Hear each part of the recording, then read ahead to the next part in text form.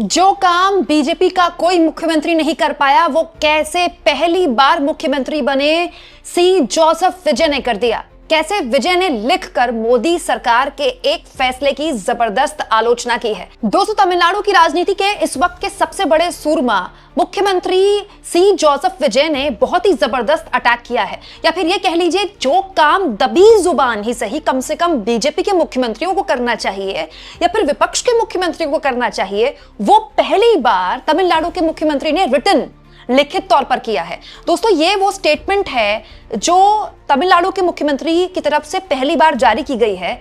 इस स्टेटमेंट में तमिल में क्या कुछ लिखा गया है सी जोसेफ विजय तमिलनाडु के मुख्यमंत्री द्वारा, मैं आपको बताती हूं। आप जानते हैं दोस्तों, देश भर में पेट्रोल डीजल के दाम सीधा सीधा पर लीटर 3 रुपए बढ़ा दिए गए हैं।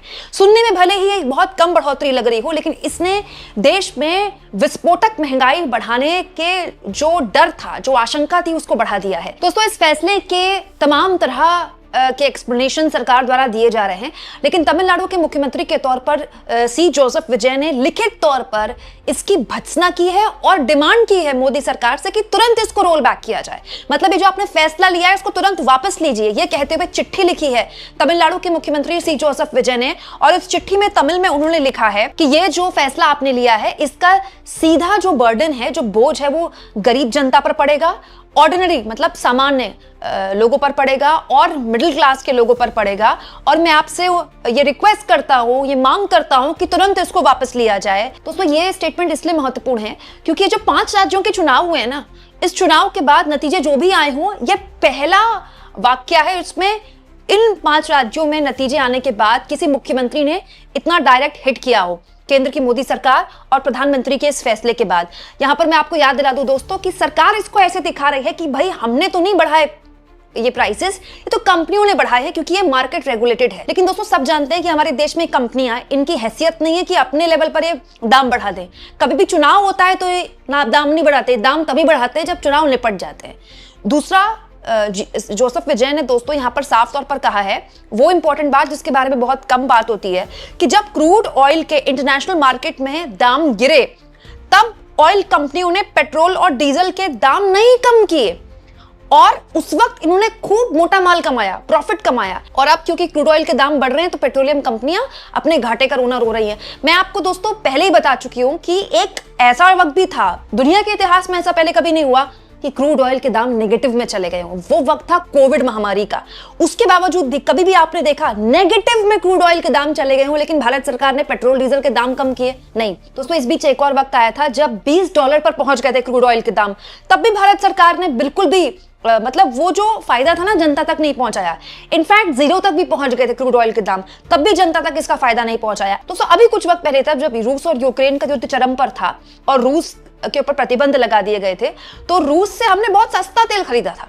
इनफैक्ट जो रूस से हम तेल मंगाते हैं ना, उसका रूट हमें बहुत लंबा पड़ता है, लेकिन क्योंकि रूस के पास मार्केट नहीं बची तो उसके पास ले देखे चीन और भारत, ये 2 मार्केट्स बची, तो रूस ने हमको ऑफर किया कि आप मुझसे सस्ता तेल खरीद लीजिए। और ये जो भारत की कंपनियां हैं ना, जो आज अपने घाटे का रोना रो रही हैं, इन्होंने सालों खूब मोटा माल कमाया है और एक बार भी कभी दाम कम नहीं हुए ये कहकर कि क्योंकि हमको रूस से सस्ता तेल खरीद रहा है। मतलब इतना सस्ता मिला था हमको रूस से तेल कि लंबा रूट होने के बावजूद भी हमको वो सस्ता पड़ता था। लेकिन अब क्योंकि दुनिया में हार्मोज बंद होने के बाद तेल का जो पूरा सप्लाई चेन है वो बिगड़ गई है, तो रूस ने अपना वो डिस्काउंट खत्म कर दिया है। अब रूस हमसे कहता है कि तेल खरीदना है तो पुराने दामों में खरीदिए। और आज बल्कि इनफैक्ट वो जो मियाद थी ना रूस से तेल खरीदने की, जो परमिशन मिली थी भारत को, वो भी खत्म हो चुकी है। तो भारत अब रूस से भी तेल खरीद पाएगा कि नहीं खरीद पाएगा ये भी नहीं पता है। लेकिन दोस्तों, विजय जो ये बात बोल रहे हैं इसमें दम है। देखिए, गोदी मीडिया आपको ये नहीं बताना ना, IT सेल बताता है लिस्ट निकाल के कि कब कब क्रूड ऑयल के दाम $20 थे या फिर माइनस में चले गए थे या 0 पर चले गए थे, तब क्यों नहीं हमारे देश में पेट्रोल डीजल के दाम कम हुए। तब तो सरकार ने अपनी जेब भरी है कहते हुए कि हम अपना रिजर्व भर रहे हैं, ठीक है। और अब जब इंटरनेशनल मार्केट में पिछले 2 महीने से मारामारी चल रही है क्रूड ऑयल को लेकर, क्रूड ऑयल के दाम पिछले 2 महीने से बढ़ रहे हैं, तब भी सरकार ने कुछ नहीं किया। और अब जब सब कुछ निपट लिया तो कंपनियां कह रही है कि भैया एक दिन में 1000 करोड़ का नुकसान हो रहा है, हम तो ये जो नुकसान है ये फाइनली कस्टमर पर ला देंगे ही ला देंगे। और इसी को लेकर विजय ने यहां पर इसकी आलोचना की है। और जो इंपॉर्टेंट बात विजय ने उठाई है वो उन्होंने ये बोली है दोस्तों कि ये जो है ये सीधा सीधा जो मिडिल क्लास आदमी है उसको तो प्रभावित करेगा ही करेगा। बहुत से ऐसे लोग हैं दोस्तों जो लोन में गाड़ियां खरीदते हैं और उनको अपना उस लोन को वापस देना होता है। बहुत सारे लोग होते हैं जो गाड़ियां खरीद के काम में लगा देते हैं, होता है ना।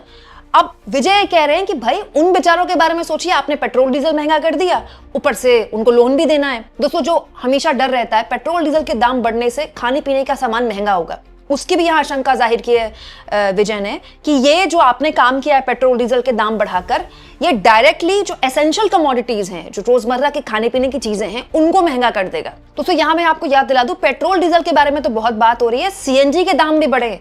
अब आप सोचिए भारत उन देशों में है जिसको क्लाइमेट चेंज का सबसे ज्यादा नुकसान उठाना पड़ रहा है। सीएनजी हो या ईवी हो, ये हमारे लिए सबसे बेस्ट ऑप्शन है। लेकिन अगर आप सीएनजी के दाम भी बढ़ाते रहेंगे तो पेट्रोल डीजल और सीएनजी में क्या फर्क रह जाएगा, पहली बात। दूसरी बात, मत भूलिए कॉमर्शियल गैस के दाम तो इतने बढ़ गए हैं पिछले 2-3 महीने में, उसके बारे में चर्चा नहीं होती है। सरकार देखिए कितनी होशियारी करती है, एलपीजी सिलेंडर के दाम नहीं बढ़ाए, एक ही बार बढ़ाए थे 60 रुपए, उसके बाद नहीं बढ़ाए। और कॉमर्शियल गैस के इतने दाम बढ़ा दिए हैं, अरे इनडायरेक्टली तो कॉमर्शियल गैस अगर कोई खरीद रहा है उसको वो महंगी मिल रही है। पहली बात तो गैस अभी भी पूरी तरह से मारामारी खत्म नहीं हुई है, लेकिन अगर उसको महंगी मिल रही है तो भाई वो अल्टीमेटली कस्टमर के तो ही खाते में डालेगा, तो वो सामान जो आपको बाहर से खाने का मिल रहा था वो भी आपको महंगा मिलेगा। दूसरी जिसके बारे में बिल्कुल बात नहीं होती है दोस्तों, जो प्रवासी लोग होते हैं ना, जैसे यूपी बिहार के बहुत बड़े लेवल पे लोग दिल्ली एनसीआर में काम करते हैं। मैं आपको अपने ही सोसाइटी का हाल बताती हूँ। मोस्टली हमारे यहाँ जो गार्ड भैया हैं वो अलग अलग छोटे शहरों से, गांव देहात से आए हुए हैं। उनकी सैलरी इतनी कम होती है दोस्तों कि वो एक कमरे में ना मतलब 8-10 लोग रहते हैं और जो भी उनका पैसा कमाते हैं वो अपने गांव भेजते हैं। इतनी कम सैलरी में वो परिवार वालों को भी यहाँ नहीं बुला पाते, तो वो लोग क्या करते हैं, क्योंकि वो यहाँ के तो है नहीं, तो वो एक छोटू सिलेंडर ले लेते हैं सब मिलकर, या फिर एक एलपीजी सिलेंडर ले लेते हैं और उससे उनका गुजारा चलता है। तो लेकिन अब क्या है, उनके पास कोई कार्ड तो है नहीं, और हमारे देश में एक पैरेलल हमेशा से सिस्टम चलता रहा कि जिनके पास ऐसा कुछ है तो वो ब्लैक में सिलेंडर ले लेते हैं। अब उस ब्लैक का ये हाल हो गया है कि 3-3 हजार 5-5 हजार के सिलेंडर भी खरीद रहे हैं लोग। ये मैं आपको अपनी आंखों देखी बात बता रही हूँ, जो मैं अपने सोसाइटी में लोगों से बात करती हूँ, गार्ड भैया लोगों से बात करती हूँ। आप सोचिए एक आदमी जिसकी सैलरी 8-9 हजार है वो कैसे 3 हजार का सिलेंडर खरीदेगा। अरे कोई काउंट्री भी करेगा तो कोई तुक है इस बात का, वो घर क्या भेजेगा। पहली बात, छोटू सिलेंडर होता है 5 किलो का, बहुत सारे लोग वो भी इस्तेमाल कर लेते हैं। वो छोटू सिलेंडर जो होता है ना, उसके जरिए प्रवासी जो हमारे भाई बहन हैं अपने अपने शहर गांव से आए हैं, उससे उनका गुजर बसर हो जाता है कि भाई बड़ा सिलेंडर तो हम अफोर्ड नहीं कर सकते, उस छोटू सिलेंडर के भी दाम बढ़े हैं। आप सोचिए इन चीजों के बारे में बात नहीं होती है। एक आदमी जो 12-13 हजार रुपए कमा रहा है ना, उसके लिए तो आप सोचिए जीना मुहाल है।